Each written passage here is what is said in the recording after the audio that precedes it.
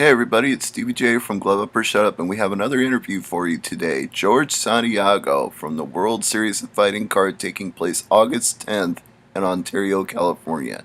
He is in the main event of the Sherdog.com prelims facing Gerald Harris.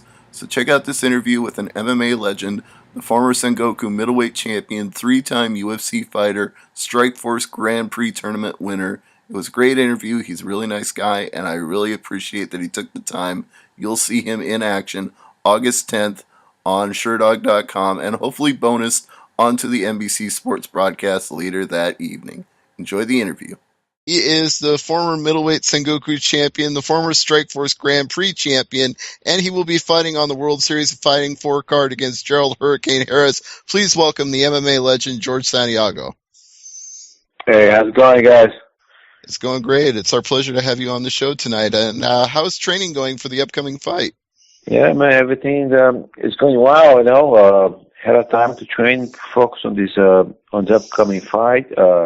Jerry Harris looks seems to me like a guy who wants to stand and bang. So it's going to be a very interesting fight, Yeah, I'm sure it will be. And both of you guys are pretty good when it comes to the banging. You've got lots of KOs and TKOs on your record. So if that's a stand-up fight, it might not go very long. I don't know. Let's see how it goes, He's a wrestler. I'm a jiu-jitsu guy, Whatever the fight takes place, I just want to put up a good show, Like always. Absolutely. But let's go ahead and give our audience a little background, because Peter and I know you well from seeing your many fights in many places. But I think our audience wants to know, how did you get your start? Where did you have your first fight? How did you first get into mixed martial arts? I got into mixed martial arts in 2002 when I moved to the United States with my coach, jiu-jitsu coach, Ricardo Liboro, he's from American Top Team. And after that, I got my black belt, and I was like, you know what? It's time to try something different. So that's how I got into MMA. And besides then, I got a lot of fights, and a lot of good wins and some losses, but like 2 belts, like we just said, I got a Sengoku belt in Japan, the middleweight champion, and the Strikeforce belt, for the Grand Prix tournament. Yeah. Now, it's my understanding that you actually vacated the Sengoku title because they ran out of title contenders for you. Is that correct? Yeah. I fought twice with the same guy, Kazuo Mizaki, 2010, Fight of the Year, from HDNet by that time. And there's nothing else to do, so I took a challenge, and I was like, you know what? It's time to go back to the United States, Mm-hmm. And you've certainly been busy since you came back to the United States. You've fought in UFC, Titan Fighting Championships, and now you're fighting in the World Series of Fighting. So what's it like having worked for so many different organizations in MMA? I mean, it's different, the organizations are different, fights are the same, it just feel like the World Series like a good home. The guys are so loyal to their fighters, I think they put it up in a good show and a good network, the TV channels are pretty famous, so I think we have everything to be a successful venue, and I'm just happy to be part of it, Now 170, having the chance to fight Jerry Harris. I know I have some good guys in this weight division, this show, but I just want to take a chance to maybe if you have a title contender for this fight, and I want to step on, soon. Absolutely. Peter, I believe you had a question. Go ahead. Yeah, you actually made your UFC debut back in 2006 on the same card that Anderson Silva debuted on. So I have to ask you, what was your thoughts of Silva Weidman a couple of weeks ago? Man, I was impressed, but for some reason that night I thought was Chris night, man. For some reason, you know what? I think Anderson got tired of winning. Not tired of winning, tired of training. I couldn't see the guy train as much I used to see. Because my family's in Brazil, and everybody was talking about him being all over the place and not training as much he was doing. So it was just surprise for me, like anybody else. But I was like, you know what? that night was his night. No matter what, I think he did everything what takes to do. You know, he was going forward, and I was happy for the guy. You know. Are you surprised that Silva's the favorite in the rematch coming up? No, I'm not really surprised, but I think Chris is going to hold his ground. You know, I think he's going to put up a good performance. Doesn't matter who's winning or not, who's going to be the winner or not. If he's going to win this fight, but I really think he's going to hold his ground this time. Also, you know, I don't know. Now that show back in '06, I mean, you were there. What's the biggest change from that show as opposed to UFC from today? Because that's a big gap between '06 and UFC in this day and age, I guess you could say. I think '06 was pretty new, you know. I think it was by that time was the first UFC house, you know, reality show, you know, on TV. So it just got a little big, real big, and right now it's just everyone knows. And Brazil is crazy, man. You can't even walk on the street. I'm not fighting UFC anymore, but when I go to Brazil, it's just insane, you know. Absolutely. Now, speaking of how things have grown since '06 to now, the Blackzilians team back then, it wasn't even on the map, and now every card there are 2 or 3 Blackzilian fighters. So talk about how that team has coalesced and your part in it. Yeah, but Blackzilian was created in 2011, you know.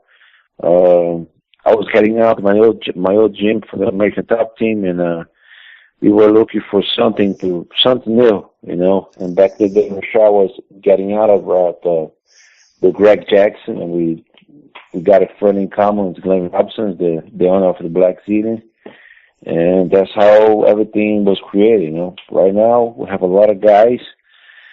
We have like maybe 40 fighters training in the same gym, you know. We have like guys from all over the world.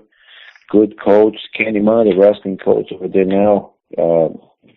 Henry Ruff is a great, excellent striking coach from Amsterdam, you know. And Tyler Sprong came with him as well. So it's just like I just saw everything was boring, and now how big it is, and it's just crazy for me. Also, you know, I've been there since the beginning, and I'm still helping a lot of guys. You know, I'm teaching the jiu-jitsu class for the pros, you know, for all the fighters. So I'm kind of all day in the gym, you know.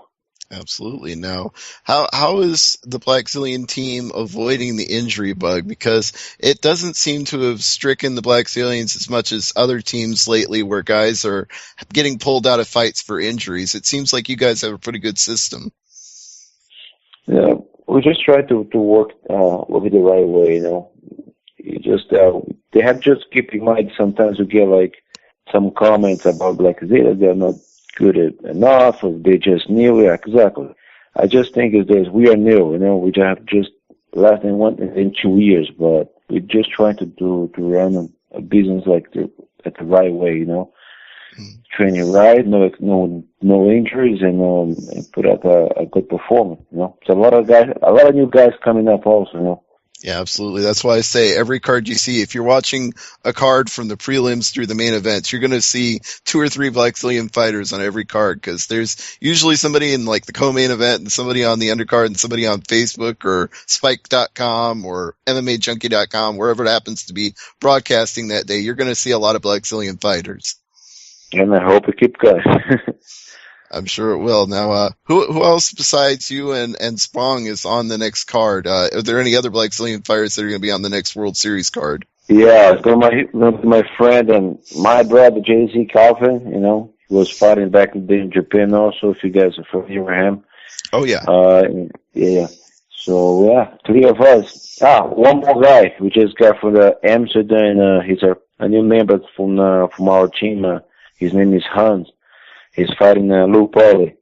Awesome. So we've got a lot to look forward to on that card. And for those who don't know, that's coming up in just a few weeks here. There's going to be an August 10th card at the California Citizens Business Bank Arena. Tickets are on sale now, so check out World Series of Fighting, WSOF.com for all those details. And you already mentioned that Gerald Harris is an outstanding wrestler, so you're outstanding at jiu-jitsu. Do you think that he's going to try to, if it doesn't remain a stand-up fight, because like you said, there's a good chance of that, but if it goes to the ground, do you feel like you've got a good chance to submit him, or is he going to try to roll with you and keep you from getting on top? I'm not pretty sure if he tries to take me down just to end up the round and to get the points, but I don't think he's going to offer me any dangers on the ground. I think if he tries to, he just try to take me down and hold the fight. I'm not looking for a boring fight, so if he goes to the ground, he better be ready to try to escape for some submissions, or he's going to get beat up. That's right. If he goes to the ground with you, he's taking his chances. So it's good luck to him. But Peter, I believe you have another question, so go ahead. Yeah. What was it like fighting in places like Holland and Russia? Crazy, bro. Crazy. Crazy. Back in the day, fighting in Russia, and Moscow. I was fighting. I was having my walk in to the arena to the fight. I was fighting Andrei Semenov. It was when Fedor. The main event was Fedor and the guy. I forgot the name of the guy. He used to be from Oregon. I forgot his name. Malindo. I was having my walk out. Walk out song. I was walking to the ramp. Someone Russian dudes like, get back. I'm like, fuck, what is happening? So they stopped my walk in to call the president. Then I had to walk in back again. I was like, man, so much pressure. When I won that fight, it was only me and JC celebrating. Everyone else was just quiet, It's crazy, Oh man, that sounds crazy for sure. This is your second fight returning to welterweight. What's your walk around weight these days? Walk around 190, 195 max, Wow. 25 pounds to go. Are you finding it harder to cut weight these days? Not at all, man. I was fighting at 185, weighing 198 to 100 max, so nothing different. Last time I cut was easy, Yeah. Wow, that's we talked to a lot of fighters, and some of the fighters they walk around maybe 10 pounds from the limit, and some are 20 or 30. It's just amazing to me how much some fighters will cut in that little window to make weight. It just boggles me sometimes. Yeah. Actually, it's not healthy. We all know that. That's true. It's not healthy. But what is your opinion of a fighter who, at the weigh-ins, doesn't make weight and just says, screw it, I'll take the fine? I never had experience in not making weight. It's disrespectful. You should be waiting for the guy to make the weight like you do it. If they just go there, they cannot make it. I know it sucks. Yeah, I mean, there's Anthony Rumble Johnson who never makes weight for his fights, but well, we can't talk too bad about Rumble because he fights for the World Series fighting now, so he's one of their stars. That's true. It's true, but he's in a division now where it's hard to miss weight. So can't believe the guy was fighting when driving back in the day. Fuck, man. Yeah. It's true. He's a better fit as a light heavyweight. In fact, he was asked if he was going to stay at heavyweight, and he said he only did it that one time, and he's going to stick with light heavyweight from now on. So it seems to be a good fit for him. That's good. I mean, he found his place. That's good for him. I'm happy for him. But George, what's the one fight you're most proud of? I think most proud was the Strike Force run that I had in 2007 for the title, when I got the belt. Was two fights, one night in the United States, the first time, for the big show, and I had an opportunity to knock both guys out, I was really proud of that, It was my first title, so I'm really proud. Yeah, that flying knee was amazing. Yeah, man, show something, man, sorry for the guy. It's on an interesting note. Now, you're one of the few guys that I can think of in the history of MMA who's had 3 separate runs with UFC, and one of those was the result of Strikeforce being merged into the UFC. But when you look back, can you reflect on what it was like to have 3 separate UFC runs? it's just crazy, man. I didn't believe also, you know. I was getting ready for my fight in Strike Force. The show was out of business, and, you know, I just jumped inside the FC again, you know. I had a call 2 weeks and a half notice for my last fight, you know, and I had to fight, you know. I was getting ready I was training. I wasn't ready for the fight, so I took the fight as a favor, you know, and the day they screwed me, you know. Yeah, I thought they would give you a second chance after that, but it was a very tough fight against Gunnar Nelson, and you know, it was a unanimous decision, but I wasn't sure that it necessarily, you know, when you leave it to the judges, anything can happen, and I thought that was a really close fight, so I was kind of disappointed it didn't go your way on the card. Yeah, you know, whatever. Yeah. Like we always say, there's, you know, can't dwell in the past. You got to move ahead. And since you've been a champion so many places already, you're probably a future champion in World Series of Fighting, but they haven't made a title for welterweight yet, but I'm sure that you'd like to gun for that if they make one available. Of course, yeah, man. It's my last goal. It's be a middleweight champion in the World Series, and then I'm gonna hang my gloves. That's it. I'm gonna keep doing what I'm doing now. Focus on the other guys. I've been training the other guys, the young kids in our gym, you know. And that's my last goal, and I'm taking seriously, you know. Awesome. So this is your final stop then. After this, it's you win the title, you retire, you train the other fighters, and bring up the next generation. Oh, of course. I have my own gym and eating pizza. Don't worry about the weight anymore. That's it. That sounds like a good plan to me. So we want to give you a chance to get out any other additional plugs before we wrap it up. Plug, you know, your gym, plug your Facebook, Twitter, MySpace, whatever you want to plug. Please go ahead. Yeah, guys, just the guys follow up on my Twitter, Santiago MMA, and keep tuning on my fight. It's going to be August 10 against Jorge Harris. It's going down. Absolutely. Everybody wants to see that fight, and it's going to be taking place online on the MMA World Series Fighting website, and I believe it will also stream on SureDog and MMA Junkie, among other places. So nobody miss that fight, and if it's a great fight, which I'm sure it will be, it'll get bonused on to NBC Sports that night as well. So best of luck in the upcoming fight against Gerald Harris, and we'll be looking forward to that fight. Thank you, guys. It's a pleasure being here. Thank George. you for coming. Take care. Bye-bye.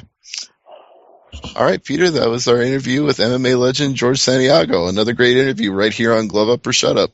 Absolutely. And Stevie, it's kind of funny that, you know, I'm looking at his record. He hasn't fought in Brazil as a pro. Yeah, well, that's what he said. He said, I moved to the United States, and that's really where my MMA career began. You know, I guess he was just doing jiu-jitsu before that point. So once he got here, that's when he really evolved into the complete mixed martial artist. That's what he told us. Yeah, I just would love to see him fight his last fight in his home country. You know what I mean? That hometown pop, that last hurrah. You know what I mean? That would be epic.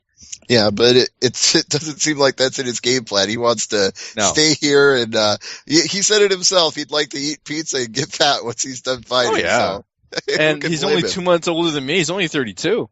Yeah, he's not that old, but at the same time, he's old for MMA because he's already been doing this for 10 years, and it does take a toll on your body after all that time. And some of the fighters he's fought against, I mean, some legends, and we're going to talk about one of these guys in a minute, but Chris Lieben, Trevor Prangley, Damian Maia, Brian Stan, Jeremy Horn, Belcher, Chris Lieben. I mean, this is a who's who of fighters here. Yeah, I mean, you go as far back as his first loss, and that was Manny Gamburian. So not only is that amazing in itself, but that's also amazing when you consider that both Manny the Anvil Gamburian and our guest, Jorge Santiago, have been fighting for over 10 years now. It's sometimes hard to imagine that.